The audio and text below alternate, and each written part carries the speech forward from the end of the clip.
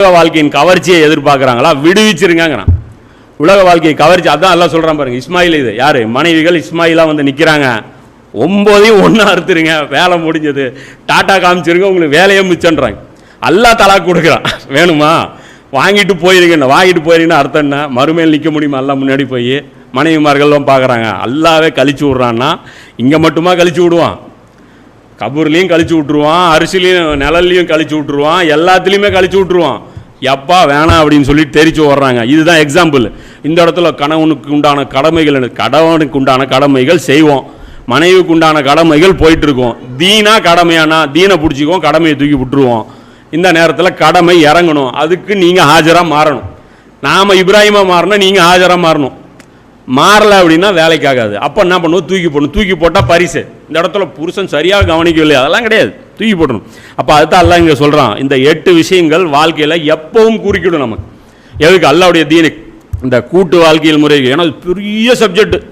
இஸ்லாமிய பொருளாதாரம் என்ன போனீங்கன்னா இவ்வளோ புக்ஸ் இருக்கும். அதை உட்காந்து ஸ்டடி பண்ணி, அதை புரிஞ்சு, அதை கொள்கை நம்ம உள்வாங்கி, அதை மக்களுக்கு கிளியாரிட்டி கொடுத்து, ஒரு முஸ்லீமுடைய அடிப்படை கடமை என்ன, அதுக்கு புக்கு எத்தனை 300-400 புக்கு எல்லாம் பெரிய பெரிய லைப்ரரியை நிரம்பி இருக்கும்.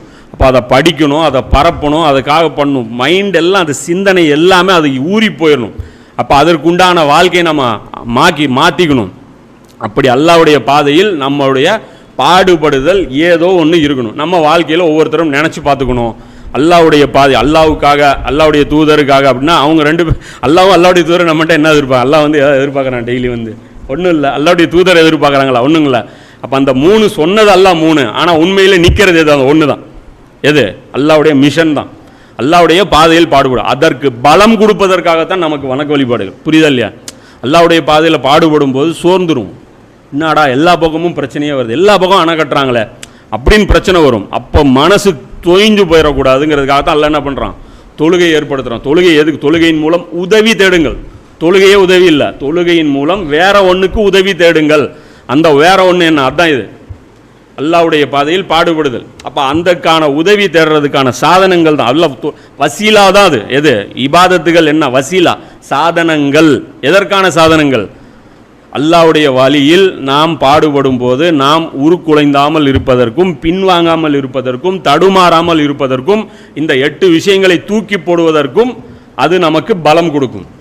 டெய்லி அல்லாஹ் நாம் நினைச்சு மனசில் நினச்சிக்கிட்டே இருக்கிறது தான் அல்லாஹ் என்ன பண்ணுறான்? பசுமையாக அல்லாஹ்வுடைய நினைவு நம்முடைய உள்ளத்தில் இருந்துக்கிட்டே இருக்கணுங்கிறதுக்காகத்தான் இந்த 5 நேர தொழுகைகள் இதெல்லாமே அல்லாஹ் கொடுக்குறான்.